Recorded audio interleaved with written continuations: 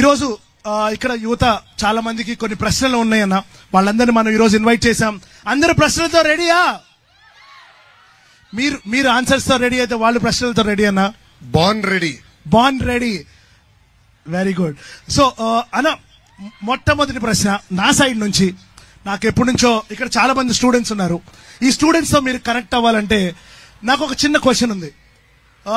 మీరు ఇక్కడ చాలా మంది తెలుసో తెలీదో, స్టాన్ఫోర్డ్ లో ఎంబీఏ చేసిన అతి తక్కువ మందిలో మన లోకేష్ అన్న ఒకళ్ళు, అవునా కదా? Stanford MBA is a dream for every student. Yes or no? అలాంటి ఎంబీఏ చేసినప్పుడు మీ స్టూడెంట్ గా మీరు అక్కడ నేర్చుకుని ఉండొచ్చు. అక్కడ how did you learn or like what did you learn, so that ఇక్కడ దాన్ని ఇంప్లిమెంట్ చేయాలనుకున్నది మీద ఏముంది? అలానే ఇంకొక చిలిపి ప్రశ్న ఉందన్న.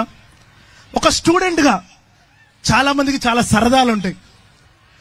ఒక అమ్మాయిని సినిమాకి తీసుకెళ్లాలనో, ఒక లాంగ్ డ్రైవ్కి వెళ్లాలనో, ఒక బంక్ కొట్టాలనో, ఇలాంటి సరదాలు. మీరు బార్న్ విత్ సిల్వర్ స్పూన్, మీకు ప్రైవసీ ఎక్కడా లేదు. ఒక ఎన్టీఆర్ గారి మనవడు, ఒక నారా చంద్రబాబు నాయుడు సీఎం గారి సొంత బిడ్డ.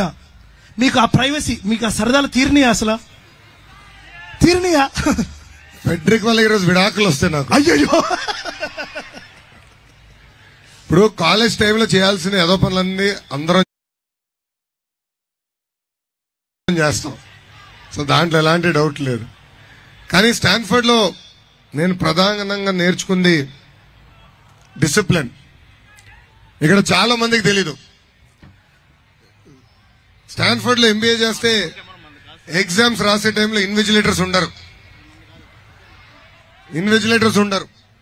వాళ్ళు బలంగా నమ్మేది మీరు కష్టపడి ఈ స్థాయికి వచ్చారు, ఇక్కడ ఎంబీఏ చేస్తున్నారంటే మీరు చీటింగ్ చేసాక రాలేదని. అది నాకు బాగా నచ్చేది. ఒక్క ఇన్విజిలేటర్ ఉండేవారు కాదు, కానీ మాకు ఆనర్ కోడ్ ఉండేది. అంటే మనం తప్పు చేయకూడదు, ఎవరన్నా తప్పు చేస్తుంటే అది చెప్పాలి. 80 మంది రాసేవాళ్ళు ఎగ్జామ్స్ ఒకే రూమ్ లో, ఒక్కరు కూడా అటు ఇటు చూసేవారు కాదు. అంటే ఆ డిసిప్లిన్, అది నాకు ఆ రోజు నుంచి నేను అది నేర్చుకున్నా. ఒక పట్టుదల అవసరం, ఒక క్రమశిక్షణ అవసరం.